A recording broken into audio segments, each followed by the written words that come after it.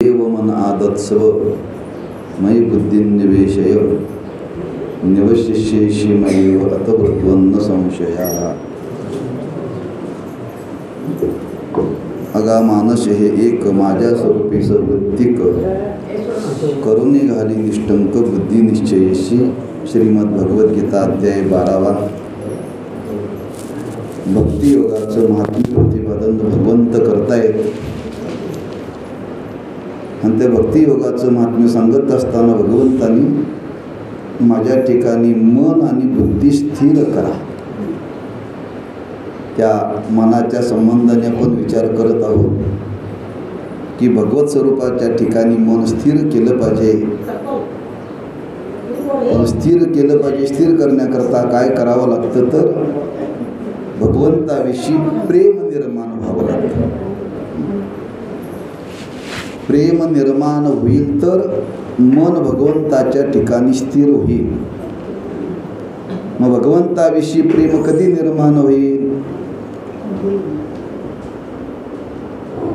तर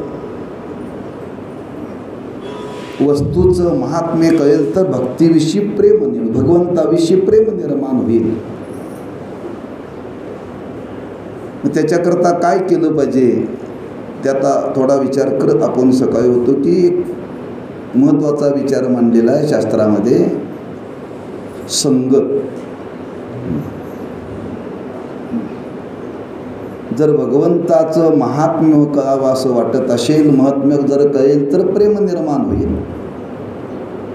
त्याच्याकरता संगत सांगितली. कोणाची? सत्संगत. बरं का? संतांची संगत केली पाहिजे. ज्ञानोबांनी हरिपाठामध्ये वर्णन केले, संतांचे संगती मनोमार्ग गती अकळावा श्रीपती येणे पंते. संतांचे संगती. बरं का? किंबहुना परमार्थाच्या बाबतीत कोणतेही ज्ञान होण्याकरता पहिल्यांदा शास्त्रामध्ये सत्संग सांगितला. बरं का? सत्संगतीशिवाय परमार्थ जन्माला येत नाही. पहिला संगती सांगितली. आणि संगत सांगत असताना तिथं पहिला विचार मांडला की सत्संगतीने विवेक जागा होतो. संत तेथे विवेक असणे कीजे, असा पहिला विचार मांडलेला. बरं का? विवेक म्हणजे काय? खरं काय आणि खोटं काय याचं ज्ञान होणं म्हणजे विवेक. दोन गोष्टीतला भेद कळला पाहिजे. दोन गोष्टीतला भेद कळला पाहिजे. आणि दोन गोष्टीतला भेद कळणं याला विवेक म्हणतात. हे जग कसं आहे? सत्य आणि असत्य याचं मिश्रण आहे. बरं का? सत्य आणि खरं आणि खोटं याचं मिश्रण म्हणजे जग.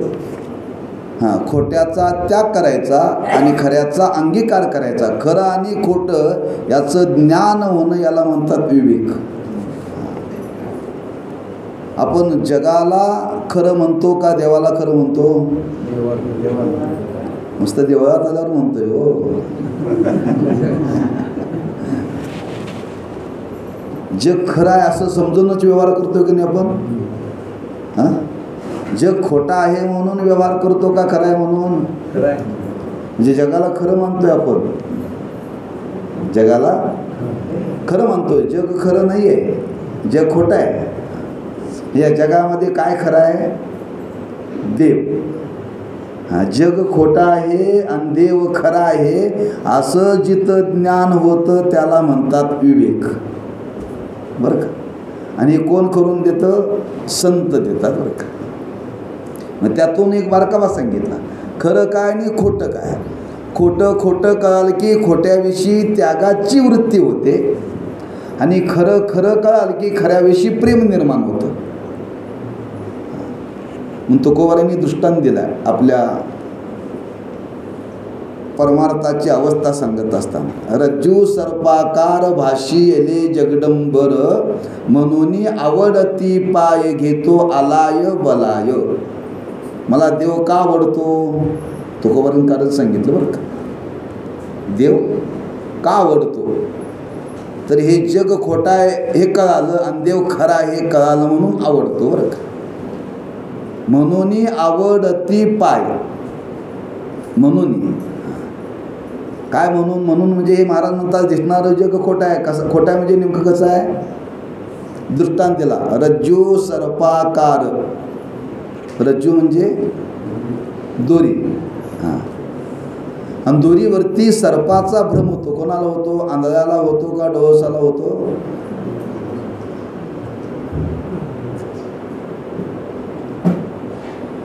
दोरीवरती सर्पाचा भ्रम डोळस माणसाला होतो का आंधळ्या माणसाला होतो?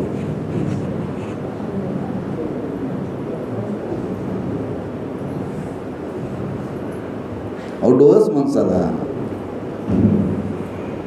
आंधळ्याला काय दिसतच नाही हो. हां, पण कधी होतो? हां, पूर्ण प्रकाशामध्ये होतो का पूर्ण अंधारामध्ये होतो? नाही. त्या भ्रमाचं वर्णन केलं. तुम्हाला सांगतो आता बघा, तुम्ही जर रस्त्याने चालला, संध्याकाळची वेळ आहे, त्यावेळेला पूर्ण अंधारी नाही आणि पूर्ण प्रकाश नाही. एखाद्या झाडाचं झाड तोडलेलं असतं आणि त्याचं खोड शिल्लक ठेवलेलं असते बरं का. आणि तिकडे लक्ष गेलं की त्या आपल्याला वाटतं अंधारात कोणीतरी उभं आहे बरं का. उभं कोणी नसते, झाडाचं खोड असते. पण भ्रम होतोय का? हां, त्या खोडावरती पुरुषाचा भ्रम होतो. ते उभा असते अंधारात का. अंधारी नसतो आणि पूर्ण प्रकाशी नसतो. पूर्ण अंधारामध्ये सुद्धा ते दिसत नाही बरं का. आणि पूर्ण प्रकाशामध्ये आहे तसं दिसतं. हां, तसं दोरीवरती सर्प भासतो त्यावेळी पूर्ण अंधार नसतो आणि पूर्ण प्रकाश नसतो. त्याला म्हणतात संध्याकाळ. हां, दोरीही वाटत नाही आणि सर्प वाटत नाही. दोरी आहे का साप आहे, दोरी आहे का साप आहे, दोरी आहे का साप आहे, अशी मनाची द्विधावस्था निर्माण होते. हां, त्याला म्हणतात भ्रम. म्हणजे दोऱ्या हेही कळत नाही, सर्प हेही कळत नाही, पण असं वाटतं ज्या अर्थी आडवं पडलंय त्या अर्थी सापच असला पाहिजे बरं का. आडवं काहीतरी पडलंय त्या अर्थी सापच असला पाहिजे. असं कधी कधी घडतं बरं का. हां, रस्त्याने जाता जाता ते आडवं पडलेलं असतं. काही माणसाला वाटतं सा पुढचं प म्हणता येत नाही बरं का. काय सा प म्हणता येत नाही, तो साच म्हणतोय बरं का. हां, सप्तस्वरातलं नवं प पुढचं म्हणता येत नाही का. घाबरतो मनुष्य. ज्या अर्थी आडवं काहीतरी पडले त्या अर्थी सापच आहे, पुढचं प म्हणता येत नाही. त्याचं पुढं वर्णन केले. फार घाबरणारा असला तर हां, धोत्राचा रंग बदलतोय बरं का. धोत्राचा रंग बदलतो, एवढा मनुष्य घाबरतो. मग तो सा प म्हटल्यानंतर लोक धावत येतात. साप म्हणलं कोण काठी घेऊन येते, कोण दगड घेऊन येते. पहिल्यांदा म्हणतात काय ते बघा तरी ना. बॅटरी लावली जाते आणि बॅटरी लावल्यानंतर आपल्याला कळतं काय दोरी आहे. प्रकाश पडला त्याच्यावरती. मग दोरी असं कळाल्यानंतर तुम्हाला साप भासला होता, तो कुठं बिळात गेला का कुठं पळून गेला? कुठं गेला? कुठं जायला तो नव्हताच. कुठं जाण्याकरता तो नव्हता. मग तुम्हाला साप नाही हे कधी कळालं? हां, प्रकाशाने. हां, म्हणजे प्रकाशाने दोरीचं ज्ञान झाल्यानंतर हा साप नाही दोरीच आहे. तसं तुकोबाराय म्हणतात देवाचं ज्ञान झाल्यानंतर मला कळालं हे जग म्हणजे देवच आहे, हे जग नाही आहे. म्हणून आवडती पाय. आतापर्यंत ह्या संपूर्ण दिसणाऱ्या पसाराला मी जग जग जग म्हणत होतो, पण तुकोबाराय म्हणतात मला कळालं हे जग नसून देवच याच्यामध्ये आहे बरं का. रज्जू सर्पाकार भाषी येले जगडंबर. हां, जसा दोरीवरती सर्पाचा भ्रम व्हावा तसा ह्या जगाच्या ठिकाणी आपल्याला सत्यत्वाचा भ्रम झालेला आहे. सत्य काय आहे? देव आहे. आणि असत्य काय आहे? जगत आहे. हां, या दोन्हीचं ज्ञान होण्याला काय म्हणतात? विवेक. हां, त्यातलं खरं कळालं की खऱ्याविषयी प्रेम निर्माण होतं. हां, आमचं देवाविषयी प्रेम का निर्माण झालेलं नाही? अजून आम्हाला देवही कळालेला नाही आणि जगही कळालेलं नाही. खरं संसारावरती प्रेम, तर संसारावरती ते प्रेम आहे का आपलं? नाही. संसारावरती पण खरं प्रेम नाही आणि देवावरती पण खरं प्रेम नाही. का? आम्हाला संसारही कळालेला नाही आणि देवही कळालेला नाही. मग संसार दोन्हीपैकी एक कळालं तरी चालतंय बरं का. दोन्हीपैकी एक कळालं तरी चालतं. हां, संसार कळाला की एक कळालं की एक शिल्लक राहतच खाली. हो, हां, खरं काय कळालं की खोटं शिल्लक राहतं. बरोबर आहे. हां,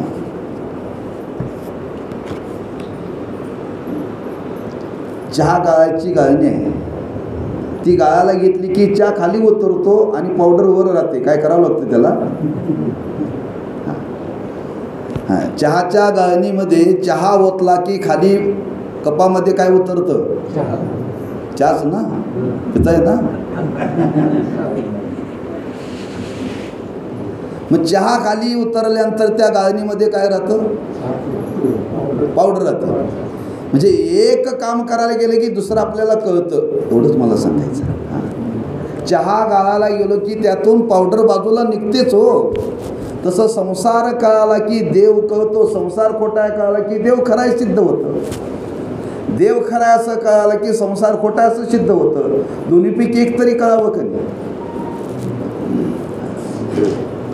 खरं कळावं. आणि खरं कळालं की खऱ्याविषयी प्रेम निर्माण होतं. या जगामध्ये खरं सांगणारे कोण आहेत? खरे संत आहेत. बैसता संतांचे संगती, कळू आले कमलापती, आपुले कोणीच नव्हती, निश्चय चित्ती दृढ झाला. एक मुलगा एका साधूकडे आला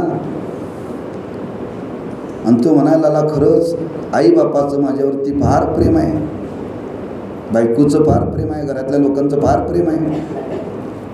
त्या साधून सांगितलं, खरं नाही आहे, खोटं आहे.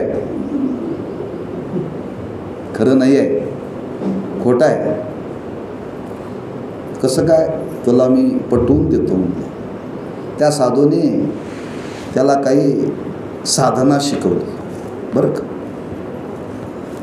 आणि योग साधना करता करता त्या योग साधनेतून काही त्याला ध्यान करायला शिकवलं बरं का.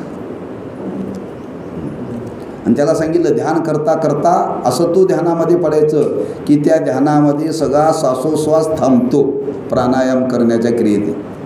आणि ते आडवा पडला की हालचाल थांबली की घरातली बहुतेक म्हणतील हा मेलाय बरं का. काय मेलाय म्हणतील. आणि या पद्धतीने त्याला साधना शिकवली. बराच काळ गेला. अनेक दिवशी घरामध्ये तो गेला आणि घरामध्ये गेल्यानंतर खरंच त्याने ते एक साधन केलं. त्या साधनेमध्ये त्याला ध्यान लागलं बरं का. ध्यान लागलं आणि तो आडवा पडला. 2 तास झाले, 3 तास झाले. घरातले घाबरले, काय झाले समजना, रडायला लागले सगळे बरं का. लोकांनी विचार केला, ज्यांच्याकडे जात होता त्या साधूला बोलवा म्हणे. त्या साधूला बोलवा. ते साधू आले. साधूंनी पाहिलं. साधू म्हटले, हा मेलाय बरं का. हा मेलाय, पण मी याला जिवंत करतो, पण तुमच्यापैकी कोण याला प्राण तुमचा देणार का? तुमच्यापैकी कोणी प्राण देणार तर मी याला जिवंत करतो. बायकोला विचारलं. बायको म्हणली, मी याला जर प्राण दिला आणि मी मेले तर मी काय उपयोग आहे एकटा जगून म्हणले. हा आईला विचारलं. आई म्हटली, मी याला प्राण दिला पण अजून माझा नवरा आहे, मी एकटीच कशी काय जाऊ? असं प्रत्येकाला विचारलं बरं का. कोणीच प्राण द्यायला तयार नाही. सगळेच रडायला लागले. आणि सगळा काल गेल्यानंतर त्याला हलवून त्या साधूंनी जागं केलं आणि जागं केल्यानंतर तुला मी काय विचारतो लक्षात आलं का? हां, तू मेल्यानंतर एकही तुला प्राण द्यायला तयार नाही. तू म्हणत होता माझ्यावरती सगळे प्रेम करतात, ते तुला कळालं का आज? म्हणजे खरं कोण प्रेम करतंय? हां हां, म्हणजे आमचा भ्रम आहे काय? सगळं आमच्यावरती प्रेम करतात बरं का. हां, म्हणून संतांनी फार सुंदर वर्णन केले. तरीही माणसं जागी होत नाहीत बरं का. जोवरी चळनगा तोवरी म्हणते माझा, मानिती लहान थोर देह सुखाची आकाजा, इंद्रिय मावळले आला बागुला आजा, कैसा विपरीत झाला तोची देह नव्हे तुझा. बरं का. म्हणजे माणसं जी प्रेम करतात ती खरंच आपल्यावरती प्रेम करत नाहीत. हां, एका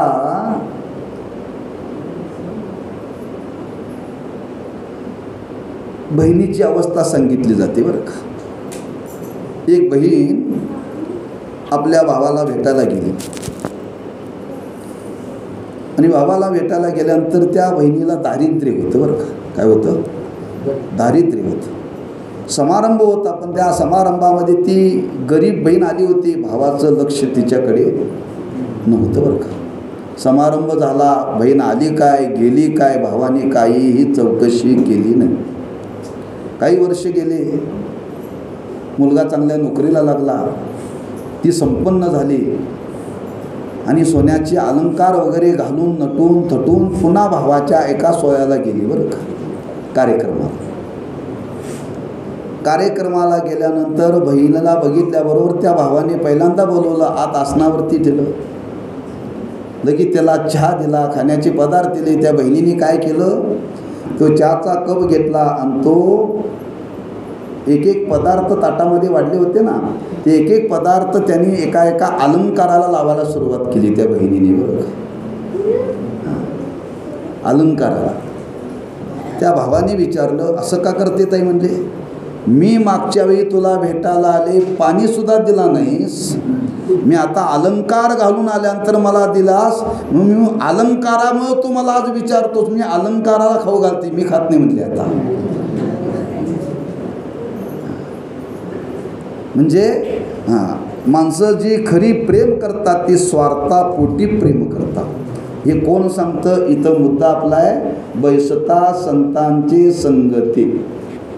हां, संगतीतून खरं काय आणि खोटं काय कळतं बरं का. आणि खरं काय खोटं काय कळल्यानंतर खऱ्याविषयी प्रेम निर्माण होतं. या जगामध्ये खरं काय आहे? देव आहे. देवाशिवाय खरं काही नाही असं माणसं कधी कधी म्हणतात. काय खरं नाही बरं का. प्रपंच काय खरं नाही आहे. कधी काही खरं नाही. कधी कधी अशी कंटाळल्यानंतर बरं का. हां, अगदी मराठी सांगायचं वैतागल्यानंतर काय खरं नाही, हे खरं खरं नव्हं बरं का. हां, ते विचाराने खरं खरं पटलं पाहिजे. विचाराने खरं पटलं पाहिजे.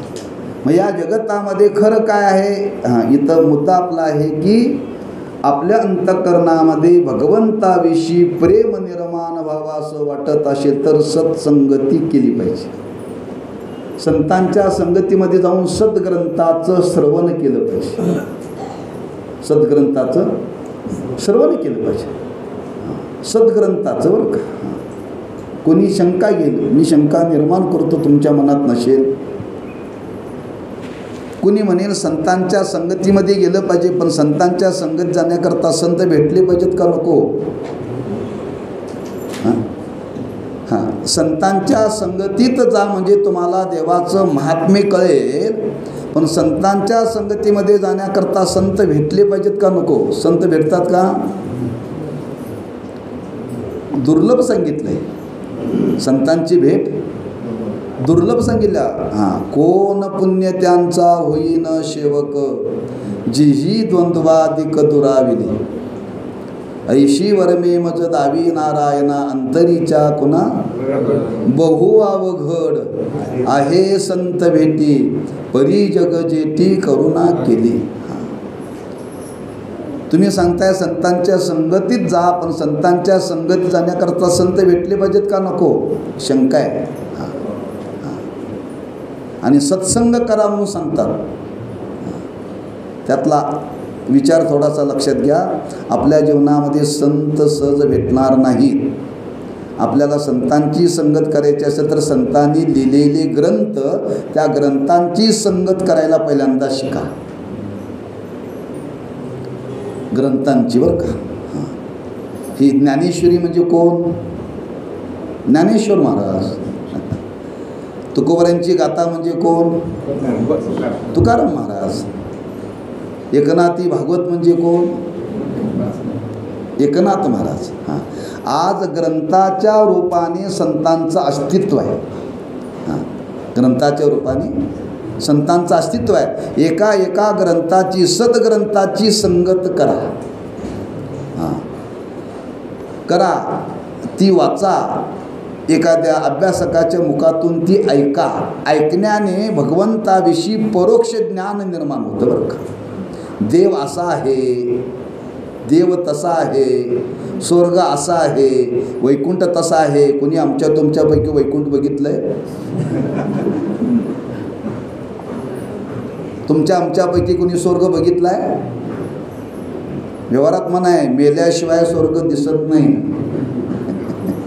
मेल्याशिवाय स्वर्ग दिसत नाही. मग आमच्या तुमच्यामध्ये स्वर्ग कोणी बघितलाय काय? नाही आहे. पण आम्हाला स्वर्गाचं ज्ञान आहे का नाही? कशाने झालं? न मरता ग्रंथातून झालं. याला म्हणतात परोक्ष. ऐकून परोक्ष ज्ञान बरं का. तसं देव आम्ही तुम्ही पाहिलेला नाही आहे, पण देवाचं ऐकून आपल्याला ज्ञान झालं. श्रीकृष्ण कसा आहे? कृष्ण कोणी पाहिला आमच्या तुमच्यातला? नाहीच आहे. देव कुणीच पाहिला नाही, पण ग्रंथांनी वर्णन केलं आहे. आणि त्या ग्रंथाच्या आधाराने देव असा आहे आम्हाला कळाला. देव आहे असा कळाला. परोक्ष.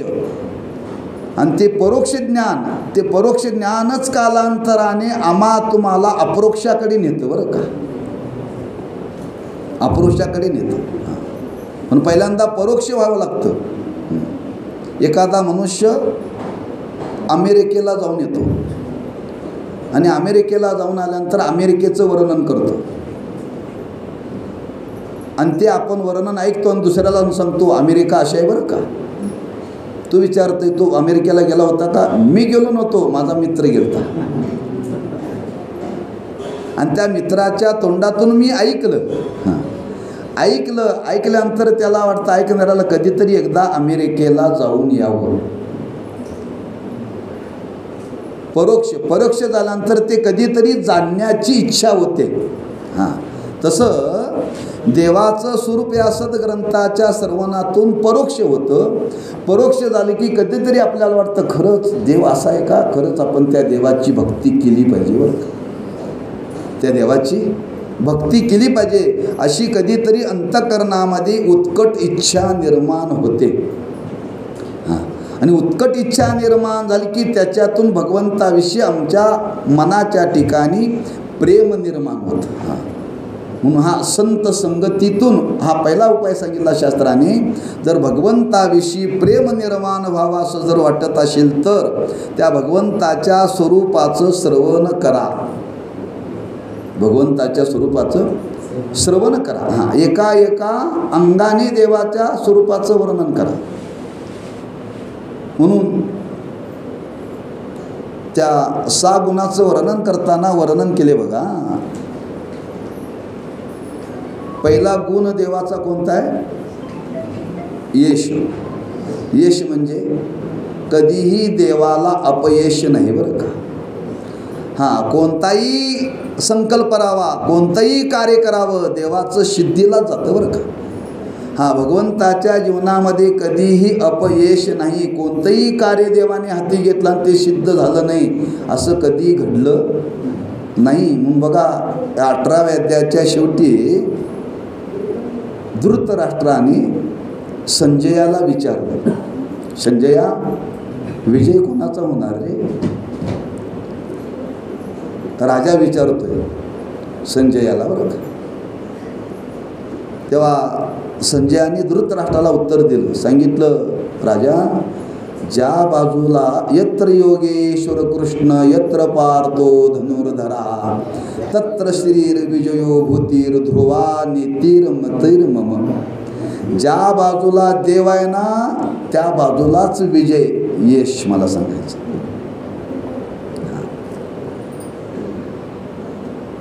म्हणजे संजयाने सहज उत्तर दिलं, हां, तुझी सैन्य एवढा असेल, सगळं बरोबर असेल, पण ज्या बाजूला देव आहे त्याच बाजूला विजय आहे बरं का. म्हणजे भगवंताचा यश नावाचा गुण आहे. हां, कोणतंही भगवंताने कार्य हातामध्ये घ्यावं आणि त्याला यश यावं बरं का. कौरव पांडवांचं युद्ध ठरलं तेव्हा देवाने विचार केला, बळीराम दादा जर या युद्धात राहिला तर आपलं काही चालायचं नाही बरं का. बळीराम दादा जर युद्धात राहिला तर काय चालायचं नाही आहे. फार बलवान बळीराम दादा बरं का. आणि देवाला अडचण, आपला मोठा भाऊ आहे, त्या भावाच्या विरोधात लढायचं कसं. योगायोगाने ते युद्ध ठरलं आणि बळीराम दादाच्या अंतःकरणामध्ये तीर्थयात्रा करण्याची इच्छा निर्माण झाली. तीर्थयात्रा करण्याची इच्छा निर्माण झाली आणि बळीराम दादाने विचारलं, कृष्णा मी तीर्थयात्रा जाऊ का? म्हणजे दादा लवकर जावा. दादा लवकर जावा. हां, मी तेच पाहत होतो म्हणले, हे युद्ध कसं आता आपल्याला शेवटाला न्यायचं. आणि बरोबर युद्ध सुरू व्हायला गेले आणि युद्ध संपायला बरोबर शेवटी आले बरं का बळीराम दादा, शेवटी आले. म्हणजे देवाने कोणताही संकल्प करावा आणि तो सिद्धीला जावा बरं का. असं भगवंताच्या ठिकाणी सामर्थ्य आहे. पण भगवंताचा पहिला गुण आहे यश बरं का. यश आहे. म्हणजे कोणतंही कार्य तुम्ही बघा, अनेक कार्याचा आढावा घ्या, जिथं जिथं देवाने हा संकल्प केला तिथं तिथं हे कार्य सिद्धीला देवाचं गेलेलं आहे. असं कधीही घडलेलं नाही आहे. हां, ज्यावेळी त्या शिशुपालाचा जन्म झाला, शिशुपालाचा जन्म झाला, त्याला जन्माला आल्यानंतर 3 डोळे होते बरं का. शिशुपालाला 3 डोळे होते. पण एक आकाशवाणी झाली होती की आता 3 डोळे झाल्यानंतर सगळं गाव बघायला जात होतो, गाव बघायला जात होतं. मग त्या शिशुपालाच्या आईबापाला कोणी सांगितलं होतं, त्याच्या मांडीवरती ठेवल्यानंतर एक डोळा याचा गळून पडला की त्याच्या हातून याचं मरण आहे बरं का. त्याच्या हातून याचं मरण आहे. मग ते काय करायचं, कोणी आली की प्रत्येकाच्या मांडीवरती त्याला द्यायची बरं का. कोणी आली की त्याच्या मांडीवरती द्यायची. देवाला बातमी कळाली, जे शिशुपाल म्हणजे भगवंताच्या आत्याचा मुलगा बरं का. म्हणून भगवंत पाहण्याकरता गेल्याबरोबर त्याच्या वडिलांनी त्याच्या मांडीवरती दिलं. मांडीवरती दिल्याबरोबर एक डोळा गळून पडला बरं का. डोळा गळून पडल्यानंतर सांगितलं, कृष्णा आमची तुला प्रार्थना आहे, ह्याला मारू नको बरं का, ह्याला मारू नको. भगवंत म्हणले, मी कशाला मारून दे, मारणार नाही, पण एक तुम्हाला सांगतो, याचे 100 अपराध होत नाही तोपर्यंत मी शांत राहणार. 100च्या वर एक झाला की ह्याला मी जिवंत ठेवणार नाही बरं का, जिवंत ठेवणार नाही. आणि ते शिशुपाल जो जन्माला आला होता तो अधर्म वृत्तीचाच होता बरं का. देवाला प्रश्न पडला, मारावं तर नात्यातला आहे, मारावं तर नात्यातला आहे, आत्याला तर वचन द्यायचं मी मारणार नाही आणि ह्याला मारलं तरी पाहिजे. हां, मग देवाने काय सांगितलं, याला मी मारणार नाही कुठंपर्यंत, 100 अपराध होत नाही तोपर्यंत. पण 100च्या वर एक झाला की याला जिवंत ठेवणार नाही. आणि तसंच घडलं. 100 होईपर्यंत देव शांत बसले बरं का. आणि 101 झाल्याबरोबर त्याला ठेवलं नाही. म्हणजे देवाने कोणताही संकल्प करावा आणि तो सिद्धीला जावा. भगवंताच्या ठिकाणी हा यश नावाचा गुण आहे. आमच्याकडे यश नावाचा गुण नाही. आम्हाला कशालाच यश येत नाही. कशालाच यश येत नाही बरं का. पण भगवंताच्या बाबतीत विचार केला तर म्हणून हा यश नावाचा गुण देवाने हनुमंतरायाला दिला बरं का. यश नावाचा गुण भगवंताने हनुमंतरायाला दिला. म्हणून हनुमंतरायाने कोणतंही कार्य करावं ते सिद्धीला जावं. यशे मारुती निळोबारांनी वर्णन केले बरं का. हनुमंतरायाला तो यश नावाचा गुण दिला. यश श्री, श्री म्हणजे लक्ष्मी. दुसरा गुण आहे देव संपन्न आहे. म्हणजे लक्ष्मी कुठं राहते हो?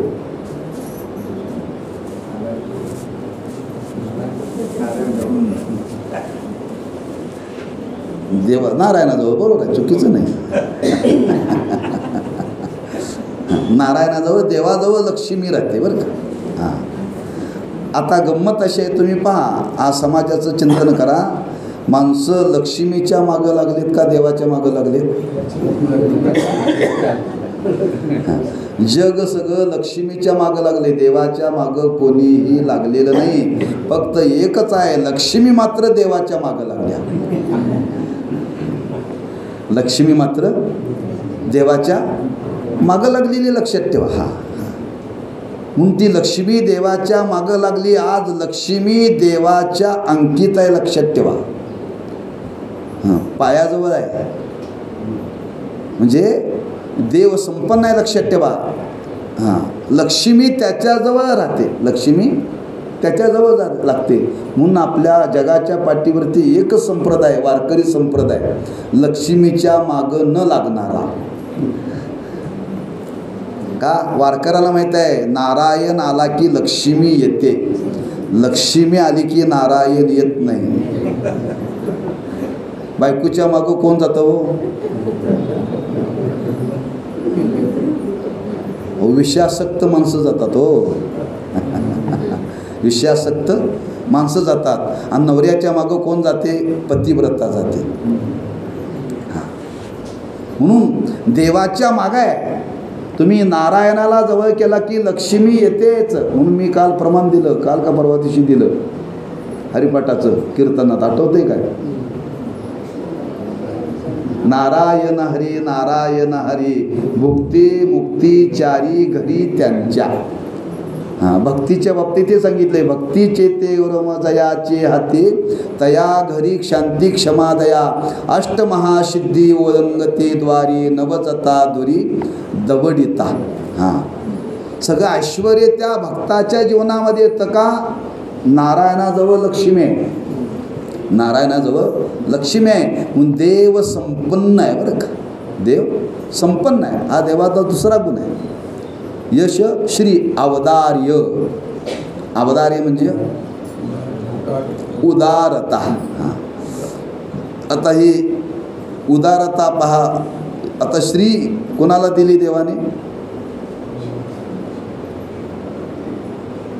बिभीषणाला. लंका कशाची होती? सोन्याची होती. किती घरं सोन्याची होती? 7 कोटी, 7 कोटी शुद्ध कांचनाची बरं का. 7 कोटी घरं सोन्याची होती. बागलकोलामध्ये घरं किती आहेत सर्वे करा आणि मला सांगा बरं का. एका बागलकोटमध्ये तर 7 कोटी घरं आहेत का? राज्यामध्ये 7 कोटी. एवढी मोठी लंका होती आणि प्रत्येक घर सोन्याचं होतं. प्रत्येक घर सोन्याचं होतं. आणि ते कोणाला दिलं? रावणाला मारल्यानंतर विभीषणाला दिलं. म्हणजे लक्ष्मी त्यांनी बिभीषणाला दिली. लक्षात ठेवा. हां, अवधार्य होतं देवाच्या जवळ. अवधार्य म्हणजे उदारता. किती उदार होता देव. ज्ञानोबांनी वर्णन केले, तुझे अवधार्य जाणो स्वतंत्र, देतान मनशी पात्रा पात्र, ते कैवल्य आयुष्य पवित्र वैरियाही दिदले. इतका उदार होता. किती उदार होता. एकदा त्या उपमन्यूने तपश्चर्या केली. कोणी. उपमन्यूने. आणि उपमन्यूने तपश्चर्या केली. देव प्रसन्न झाले. आणि प्रसन्न झाल्यानंतर विचारलं, बा तुला काय पाहिजे. काय नाही म्हणली, मला ग्लासभर दूध पाहिजे म्हणली. हां, दुधाकरता तपश्चर्या केली होती बरं का. दुधाकरता. आता दुधाकरता त्या उपमन्यूने तपश्चर्या केली. देव प्रसन्न झाले. प्रसन्न झाल्याबरोबर आता त्यानं मागितलं होतं किती. त्याला दिलं किती. हो, दुधाचा सागर दिला. याला म्हणावं उदारता. मागितलं होतं ग्लासभर आणि त्याला दिलं दुधाचा सागरच बरं का. हां, उपमन्याकारणे कैशी धावशी लवलाई. हां, की त्या उपमन्याकरता भगवंतानी एवढी उदारता. मागितलं एवढं पण दिलं त्याला अमाप दिलं बरं का. उदारता देवाच्या ठिकाणी गुण आहे. आणि असा उदारता नावाचा गुण देवाने कोणाला दिला. कर्णाला दिला. कर्णाला. हा, उदार एक एक गुण देवाने दिले हे. हां, कर्ण उदार होता बरं का. कर्ण उदार होता. त्या रणांगणावरती युद्ध करता करता करता अर्जुनाला दाखवलं देवाने. अर्जुना, तुला कर्ण किती उदार आहे दाखवतो चल म्हटले. आणि ब्राह्मणाच्या रूपामध्ये गेले. 2-3 प्रसंग. एकदा गेले, उन्हाळ्यात गेले भिक्षा मागण्याकरता कर्णाकडे. आणि कर्णाकडे चंदनाचा पलंग होता. चंदनाचा पलंग होता. आणि सांगितलं म्हणजे आम्ही प्रवासी आहोत, आम्हाला स्वयंपाक करावा लागतो, आम्ही दुसऱ्याच्या हातचं खात नाही म्हणजे. मग आम्हाला स्वयंपाक करायचा आहे. पाऊस पडला आहे. सर्व सरपण ओलं झालेलं आहे. स्वयंपाक केल्याशिवाय आम्हाला आता जेवता येत नाही. मग काय करायचं. कर्णाने इकडं तिकडं पाहिलं, काय सापडलं नाही. कर्णाने चंदनाचा पलंग मोडला आणि त्याला लाकडे दिली स्वयंपाकाला. ही उदारता बरं का. आपण देवाला देताना खिशात हात घालतोय बरं का. हां, त्यातला 5 रुपयाचं नाणं तर बाजूला सारतोय. 2 आलं तरी बाजूला सारतोय. 1च हाताला लागेलं बघून तेच उचलून आम्ही बरोबर टाकतोय. हां, जे कुठं बाजारात नोट चालत नाही ती आपण देवाच्या ताटात टाकतोय बरं का. ही आपली उदारता. जेवढा उदार कर्ण होता बरं का. हा उदार नावाचा गुण त्या कर्णाला दिला. देवाची उदारता सांगायची आहे. देव किती उदार होता. हां, उपमन्यूला त्याने क्षीरसागर दिला बरं का. हां, म्हणजे एवढी उदारता देवाच्या ठिकाणी होत्या. हा देवाच्या ठिकाणी गुण आहे बरं का, लक्षात ठेवा.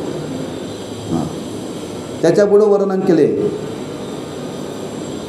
ऐश्वर्य बरं का.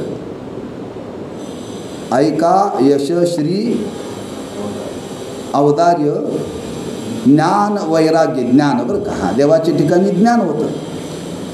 किती ज्ञान होतं देवाच्या ठिकाणी. देवाच्या ज्ञानाचं वर्णन करताना असं वर्णन केले, देव सर्वज्ञ आहे बरं का. देव सर्वज्ञ आहे. या जगताचा आरंभ झाला. आरंभ झाल्यानंतर या जगताची संगती लावण्याकरता देवाने पहिल्यांदा वेद प्रगट केला बरं का. काय केला. कुणी केला. देवाने केला. कसा केला. स्वयंभू केला बरं का. हां, भगवंताच्या श्वासोश्वासातून वेद जन्माला आले. जर भगवंताचा श्वास जर वेद आहे तर भगवंताचं ज्ञान किती असेल बघा ना. भगवंताचं ज्ञान किती असेल. म्हणजे आज संपूर्ण त्रिभुवनाचा व्यवहार वेदाच्या आधारे चालतो. लक्षात ठेवा. वेदाच्या आधारे चालतो. आणि ते पहिलं ज्ञान देवाने ते वेदाचं ज्ञान कोणाला दिलं? ब्रह्मदेवाला दिलं. कोणाला दिलं? ब्रह्मदेवाला. म्हणजे तो परमात्मा सर्वज्ञ आहे, ज्ञानी आहे. देवाच्या ज्ञानाच्या बरोबरीला कोणीही कार्य करू शकत नाही. देवज्ञानी. देवासारखं ज्ञान आपल्याला कुठं पाहायला मिळणार नाही. सगळी पुराणं पहा, ही गीता सांगितली ज्ञानच आहे का नाही? सर्वज्ञता देवाच्या ठिकाणी होती बरं का.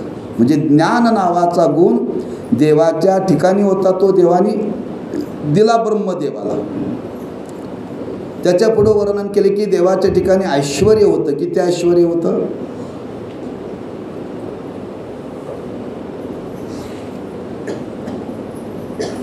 देव जन्माला आले कुठं? कुठं आले हो? बागलकोटमध्ये. मग एवढा संकोच का सांगायला? देव कुठं आले जन्माला? कुठल्या? बेंगलोरच्या का म्हैसूरच्या? ओ मथुरेत आले हो.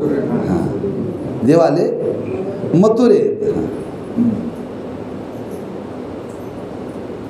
नंतर मथुरेतून गोकुळात आले.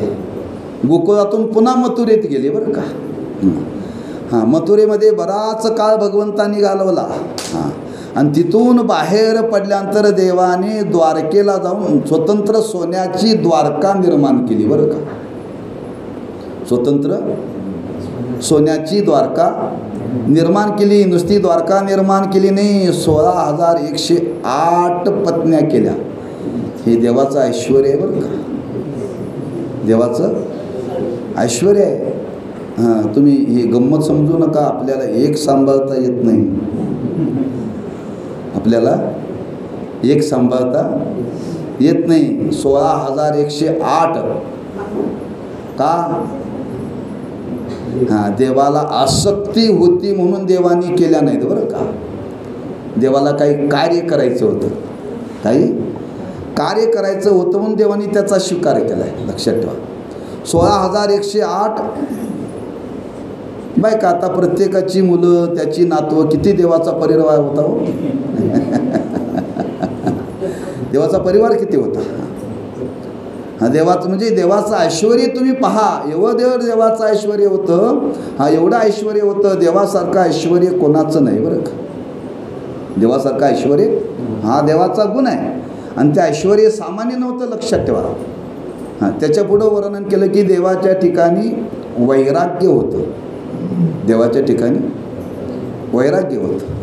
कोणत्याही रूपातला तुम्ही विचार करा. वैराग्याचा विचार करायला सांगितलं तर आपल्याला मी 2-3 भाव आपल्यासमोर प्रगट करतो. प्रभू रामचंद्राने रावणाबरोबर युद्ध केलं. आणि युद्ध केल्यानंतर लंका प्रभू रामचंद्राला मिळाली. बरोबर आहे. किती होते आपण त्याचं चिंतन केलं. 7 कोटी सोन्याची घरं होती. त्या रावणाला मारल्यानंतर प्रभू रामचंद्राला लंकेचं राज्य करायला का हरकत होती हो.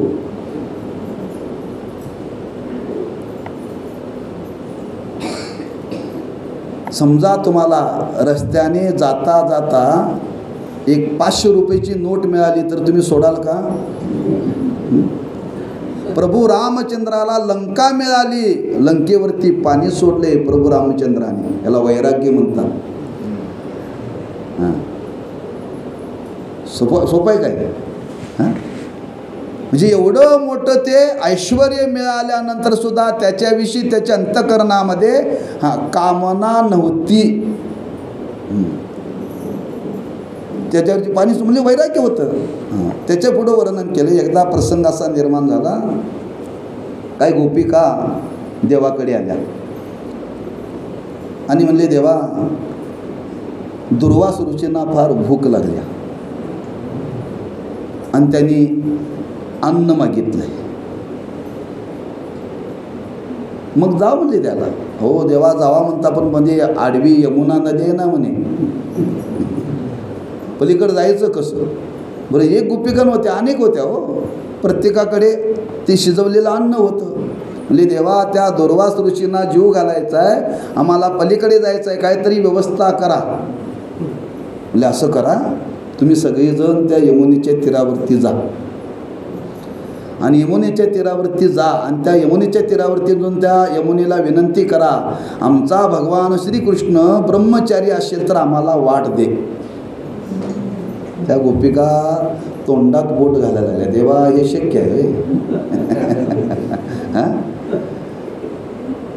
तू सतत त्या गोपिकांच्या आमच्या सान्निध्यात राहतो, बायकांच्या सान्निध्यात राहतो, एवढ्या तुझ्या बायका, आणि आम्हाला तू सांगायला लागलायस ब्रह्मचर्य असेल तर यमुनी वाट दे, जाऊन तर बघा म्हणे.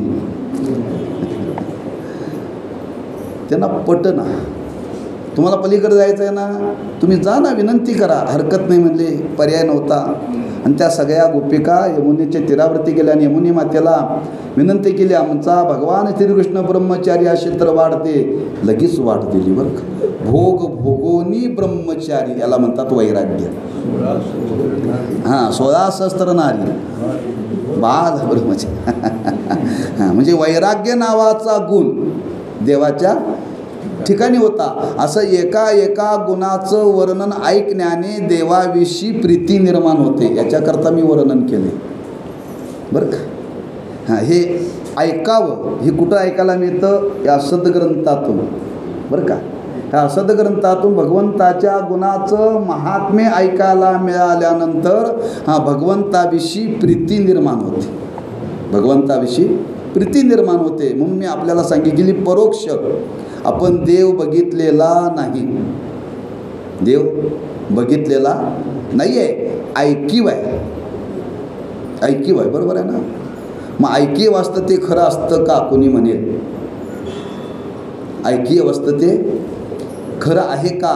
ज्यार्थी संतांनी या ग्रंथामध्ये अक्षरबद्ध केले त्यार्थी खरं आहे बरं का. संतांनी ज्यार्थी अक्षरबद्ध केले त्यार्थी खरं आहे. आणि ज्ञानवरांनी वर्णन केले, चहुवेदी जान शाही शास्त्री कारण 18 पुराण का मंत्र्याशी गाती. हां, 4ही वेद देवाचंच वर्णन करतात, 6ही शास्त्र देवाचंच वर्णन करतात, 18ही पुराण देवाचंच वर्णन करतात. ज्यार्थी वर्णन करतात ते खरं आहे का खोटं आहे? खरं आहे. हां, म्हणजे ग्रंथामध्ये सांगितलेलं खरं आहे. म्हणजे हे ऐकण्याने आपल्या अंतःकरणामध्ये देव असा आहे असं आपल्याला परोक्ष ज्ञान होतं. आणि त्या परोक्ष ज्ञानातून आपल्या अंतःकरणामध्ये देवाविषयी प्रीती निर्माण होते. आणि ती प्रीती निर्माण झाली की हळूहळू आपल्याला भगवंताच्या खऱ्या स्वरूपापर्यंत जाता येतं. नक्की जाता येतं, यात काही संशय नाही बरं का. म्हणून इथं भगवंत सांगतायत, माझ्या ठिकाणी मन स्थिर करा. कधी स्थिर होईल? प्रेम निर्माण झाल्यानंतर. प्रेम कधी निर्माण होईल? असं श्रवण केलं तर. असं श्रवण किती दिवस करावं लागेल?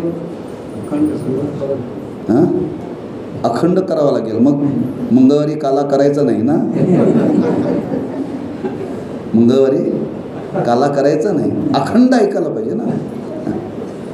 तुम्ही म्हणाल महाराज आम्ही ऐकू पण तुम्ही थांबाल का?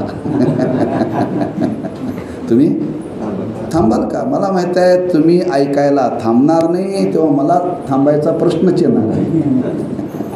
आताच कसं बसं तुम्ही येताय वेळ काढून, नाही का?